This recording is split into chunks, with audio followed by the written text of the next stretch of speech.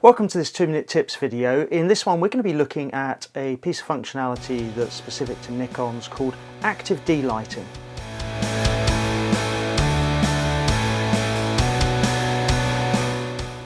In previous videos we've looked at techniques such as auto bracketing for dealing with high contrast situations.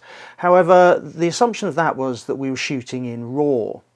If, however, we're shooting in JPEG, there are a number of pieces of functionality built into Nikon DSLRs and in particular the Z series, which we'll focus on today, that can help us in this area. And today we're going to focus on a piece of functionality called active dlighting.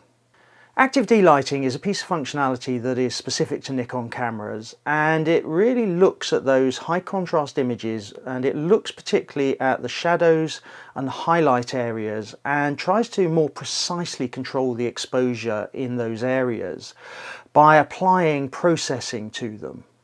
So let's look at a comparison. On the left of the screen you'll see an image which has had the active dlighting turned off, and on the right hand side you'll see a similar image with the active dlighting turned on and set to auto.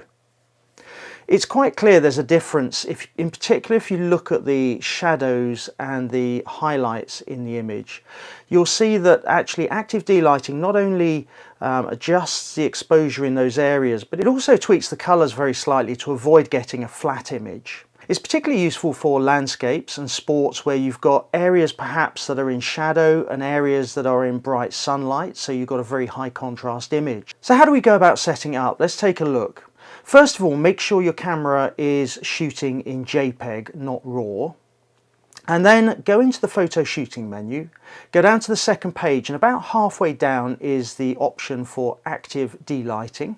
Go into that, and what you'll see is we've got options for auto, and we've got options then from extra high down to low and off. And it's here that you can either set the camera to operate in auto, where it will look at the contrast in the image and make a judgment call on the amount of active dlighting that's required, or you can choose from extra high down to low if you want to control the amount of active dlighting manually, depending on the amount of contrast you've got in your scene. Whilst active dlighting can be quite powerful, Nikon do warn you that you can get some noise in the image, and it doesn't operate in the high ISO setting areas, whether you set those manually or whether they're set through auto ISO.